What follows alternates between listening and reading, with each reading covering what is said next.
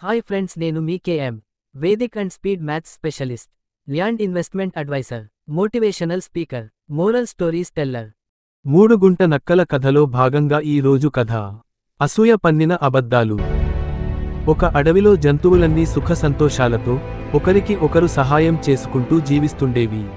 అదే అడవిలో అందరికి సహాయం చేస్తూ మంచి పేరు తెచ్చుకుంది ఒక నక్క. ఆ నక్కకు వస్తున్న మంచి పేరును చూసి కొన్ని గుంట నక్కలు జీర్ణించుకోలేకపోయాయి. దాన్ని ఎలాగైనా అందరి ముందు బలి పశువును చేయాలని అవకాశం కోసం ఎదురు చూస్తున్నాయి.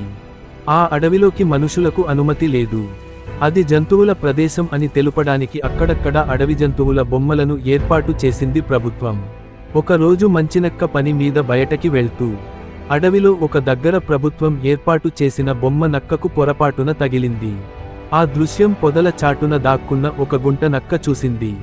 అసలే మంచినక్కకు పెరుగుతున్న ఆదరణ చూసి తట్టుకోలేక ఈ గుంట నక్క ఒక పన్నాగము పన్నింది.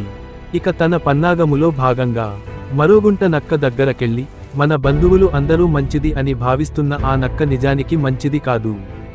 నేను చూస్తుండగా మరో నక్కను తన్ని చితకబాది దాని దగ్గర ఉన్న ఆహారం దొంగిలించింది అని తాను అల్లిన కట్టుకథ చెప్పింది.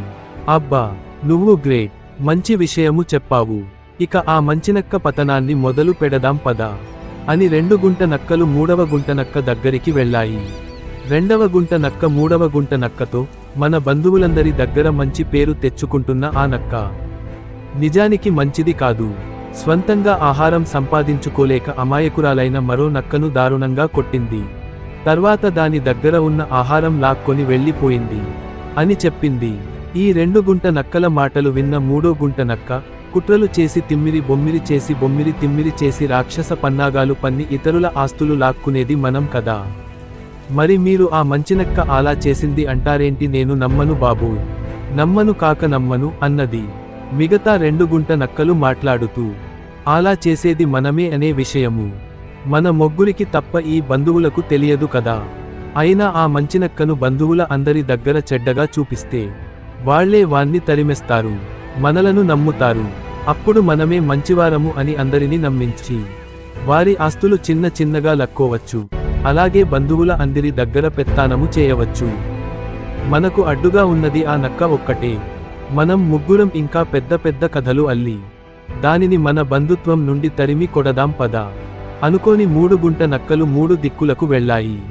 3వ గుంట నక్క మరి కొన్ని బంధుమిత్ర నక్కల దగ్గరకు వెళ్ళి, మన దగ్గర మంచిగా పేరు తెచ్చుకున్న ఆ మంచి నక్క ఆహారం తీసుకెళ్తున్న మరో నక్కపై దాడి చేసి దాన్ని రక్తం కారేదాకా కొట్టింది. అది రక్తమడుగులో విలవిలలాడుతుండగా దాని పిల్లల కోసం తెచ్చుకున్న ఆహారం ఎత్తుకెళ్ళింది అని కట్టుకథ చెప్పేసరికి ఆ బంధువులు నమ్మేశారు. ఈ 3 గుంట నక్కలు మంచి నక్కపై చాలా కుట్రపూరిత మాటలు చెప్పి బంధువులను అందరినీ వశపరుచుకున్నాయి. మంచి నక్కను చెడ్డదిగా అందరినీ నమ్మించాయి. ఇక్కడ తనపై జరుగుతున్న కుట్రలు తెలియని మంచినక్క తన పని ముగించుకొని సాయంత్రానికి తన బంధువుల దగ్గరికి వచ్చింది.